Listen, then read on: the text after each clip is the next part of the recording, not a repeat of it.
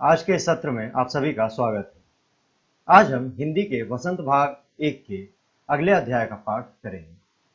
हमारा जो अगला अध्याय है उसका नाम है जो देखकर भी नहीं देखते। इसके रचयिता जो हैं वो हेलेन केलर हैं।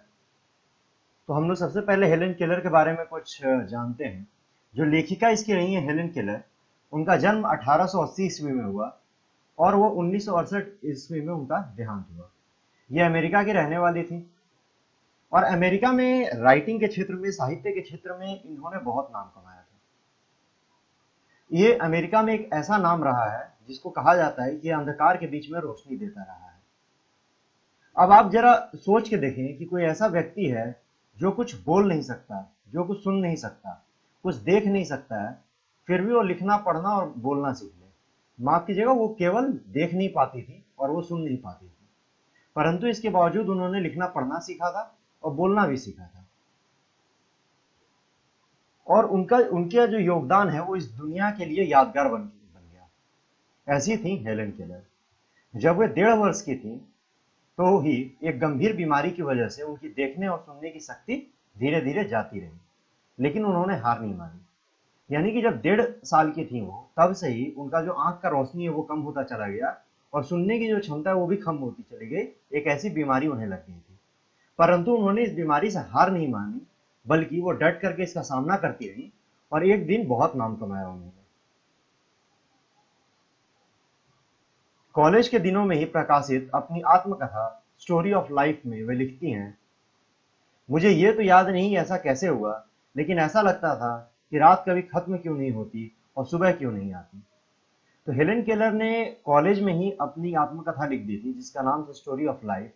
और उसमें उन्हें एक पंक्ति लिखी थी जिसमें कहती हैं कि मुझे ठीक ठीक तो ये याद नहीं कि ये सब कब हुआ, कब मेरी देखने और सुनने की क्षमता जो है वो खत्म हुई, परंतु इतना जरूर याद है कि मेरे मन में ये बात आती रहती थी कि रात खत्म क्यों नहीं हो रही, सवेरा क्यों नहीं हो रहा, क्योंकि उन्हें कुछ दिखाई नहीं देता था। तो उनकी ये जो किताब है स्टोरी ऑफ लाइफ, इस किताब का जो अनुवाद है वो लगभग दुनिया के हर भाषा में हुआ है। अनेकों भाषाओं में इसका अनुवाद किया गया है और दुनिया के अलग अलग देशों में इसे पढ़ा जाता है।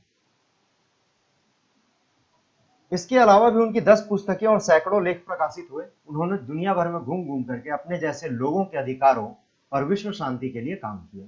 तो सिर्फ लेखक न होकर के ये समाज सुधारक के तौर पर भी काम करती रही। और वे इस दौरान जब वे विश्व भ्रमण पे थी तो वो भारत भी आई थी। तो अब हम लोग इस आत्मकथा के छोटे से पार्ट की ओर बढ़ते हैं, एक छोटा सा हिस्सा इस आत्मकथा का जिसे आज हम देखेंगे। तो हेलेन केलर लिखती हैं, कभी कभी मैं अपने मित्रों की परीक्षा लेती हूँ यह परखने के लिए कि वह क्या देखते हैं। हाल ही में मेरी एक प्रिय मित्र जंगल की सैर करने के बाद वापस लौटी। मैंने उनसे पूछा, आपने क्या क्या देखा।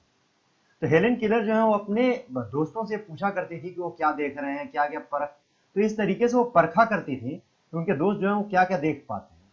अभी हाल में उनकी एक मित्र जो है वो जंगल गई थी और अभी हेलेन केलर उनसे पूछती हैं कि आपने जंगल में क्या क्या देखा। तो उनका जवाब आता है, कुछ खास तो नहीं। मुझे अचरज नहीं हुआ क्योंकि मैं अब इस तरह के उत्तरों की आदी हो चुकी हूँ। यानी कि हेलेन केलर जब पूछती हैं तो कहती हैं कि कुछ खास तो नहीं देखा। तो हेलेन केलर जो है इस बात से बहुत ज्यादा अचंभित नहीं होती क्योंकि इस तरीके के जवाबों का उन्हें आदत लग चुका है। ठीक है। उसके बाद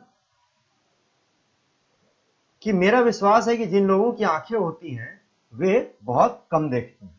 तो वो कहती हैं कि जिन लोगों की आंखें होती हैं, मुझे ऐसा लगता है कि वो ज्यादा चीजें नहीं देख पाते, वो उल्टा बहुत कम देखा करते हैं। क्या यह संभव है कि भला कोई जंगल में घंटा भर घूमे और फिर भी कोई विशेष चीज न देखे। मुझे, जिसे कुछ भी दिखाई नहीं देता, सैकड़ों रोचक चीजें मिलती हैं जिन्हें मैं छू कर पहचान लेती हूँ। मैं भोजपत्र के पेड़ की चाल चिकनी छाल और चीड़ की खुरदरी छाल को स्पर्श से पहचान लेती हूँ। वसंत के दौरान मैं टहनियों में नई कलियां खोजती हूँ। मुझे फूलों की पंखुड़ियों की मखमली सतह छूने और उनकी घुमावदार बनावट महसूस करने में अपार आनंद मिलता है। वो कहती है कि भला ये संभव है क्या कि कोई व्यक्ति जो है वो जंगल में घंटा भर घूम ले और फिर भी उसको कुछ ऐसा स्पेशल चीज देखने को ना मिले। ये तो पॉसिबल ही नहीं है। एक मैं हूं, मुझे कुछ चीज दिखाई नहीं देती, फिर भी जब मैं जंगल जाती हूँ या जंगल के आसपास होती हूँ तो मैं छू करके बहुत सारी चीजों को पहचान लेती हूँ। जैसे मैं जंगल गई तो मैं दो तरीके के अलग अलग पेड़ों को छू करके पहचान लेती हूँ कि एक जो है ये भोजपत्र का पेड़ है क्योंकि इसकी जो छाल है वो चिकनी है, और दूसरा जो पेड़ है वो चीड़ का है क्योंकि उसकी जो छाल है वो खुरदरी है। फिर वो वसंत के दौरान अगर जंगल जाती हैं तो कुछ नई कलियां ढूंढती हैं, वो भी छू छू करके।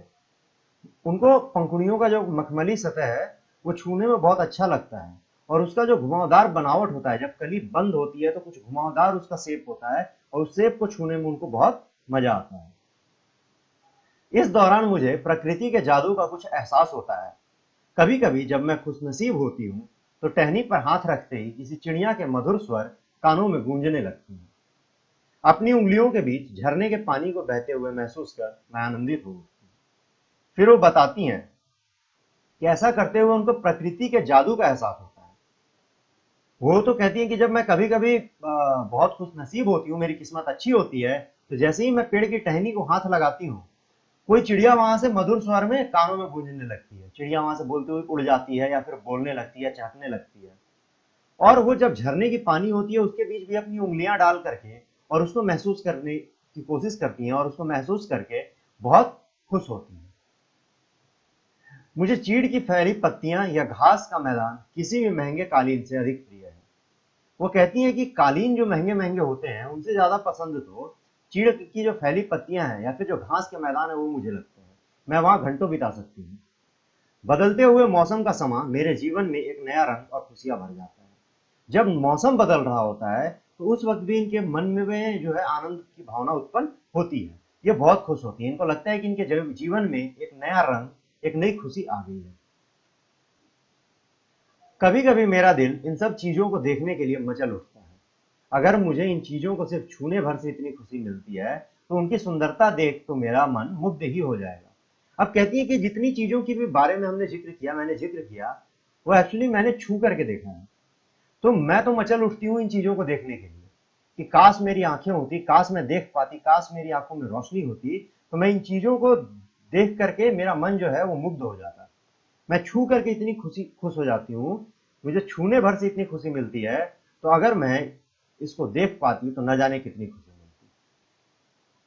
परंतु जिन लोगों की आंखें हैं वे सचमुच बहुत कम देखते हैं।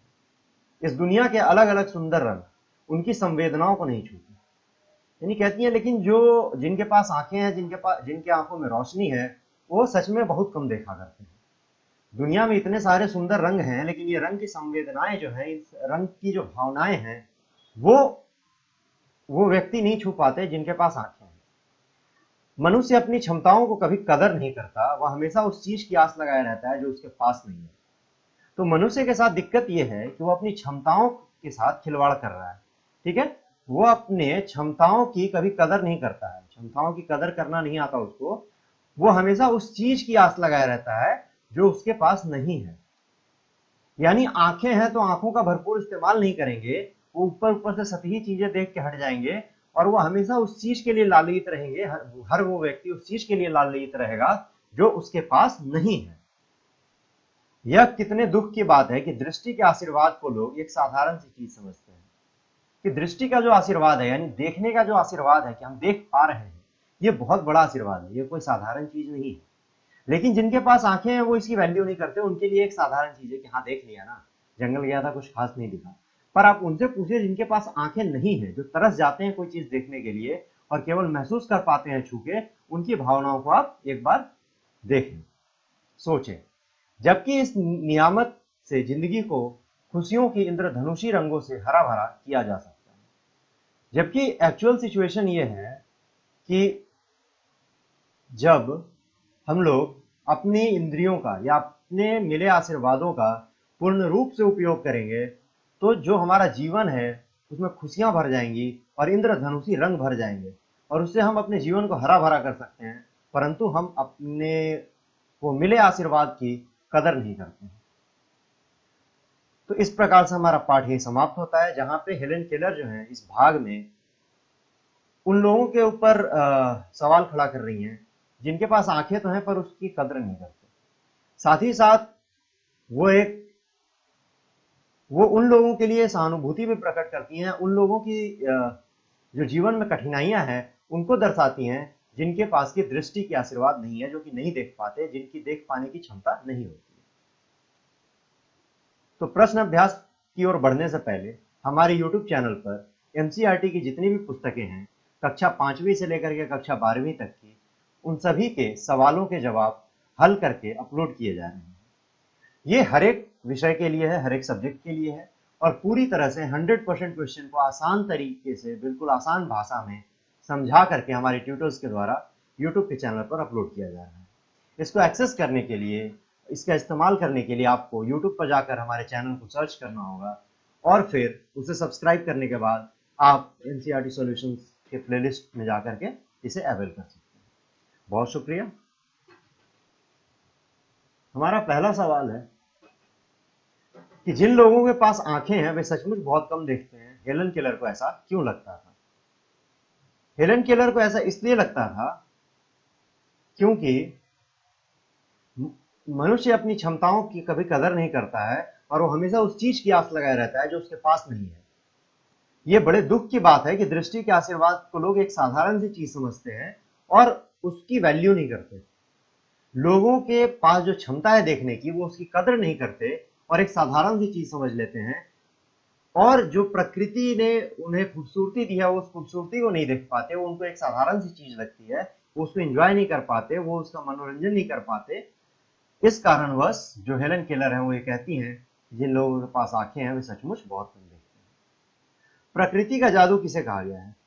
प्रकृति का जो सौंदर्य है, जो खूबसूरती है, जो वहां के पेड़ पौधे हैं, जो वहां के मौसम बदल रहे हैं, जो नदी है, जो झरना है, जो घास का मैदान है, जो वृक्ष के पत्ते हैं, जो टहनियां हैं, जो चिड़ियों के चहकने की आवाज है, यही सब प्रकृति का जादू है।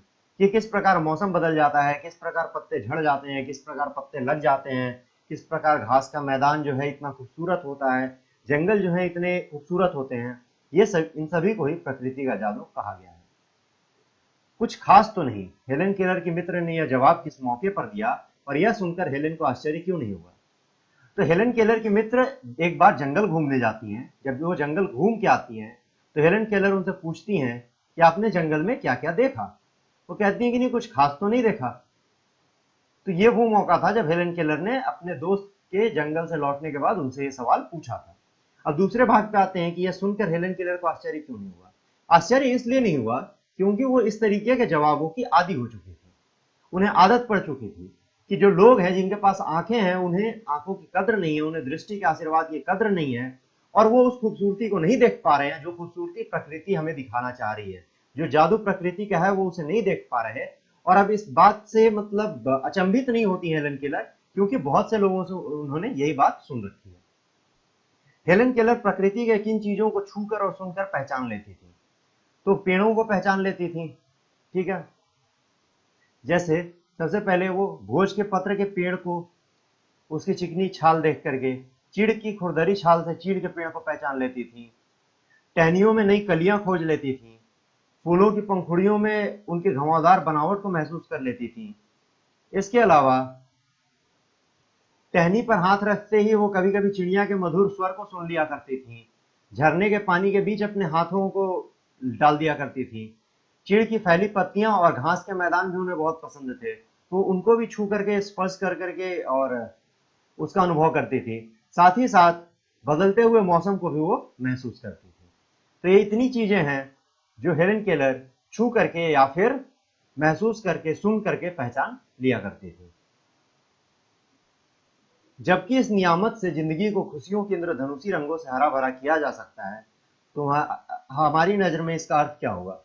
तो इसका अर्थ यह है कि जो हमें आशीर्वाद मिला है, चाहे वो दृष्टि का आशीर्वाद हो या सुनने का आशीर्वाद हो, अगर हम उसका पूर्ण उपयोग करेंगे, सही तरीके से उपयोग करेंगे, उसकी कद्र करेंगे और उस आशीर्वाद को आशीर्वाद की तरह समझेंगे, तो ही जाकर के हम अपनी जिंदगी को खुशियों से भर सकते हैं। ये एक ऐसा नियमित रूप होगा, ये एक ऐसा रूटीन होगा, ये एक ऐसा वैल्यूएबल चीज होगा हमारे जीवन में, कीमत इसका इतना हो जाएगा अगर हम इसकी कद्र करने लगे तो, कि ये हमारे जीवन में लाख खुशियां ले आएगा। जब हम उदास हों और प्रकृति की गोद में जाके बैठ जाएं, किसी जंगल में, किसी झरने के बाहर, तो मन को एक अलग तरीके का सुकून मिलता है। तो उसी चीज के बारे में यहाँ पर हेलन केलर जिक्र कर रहे हैं। तो यही हमारा पाठ समाप्त होता है। आज के सत्र में इतना ही। हम लोग फिर अगले सत्र में मिलेंगे नए पाठ के साथ।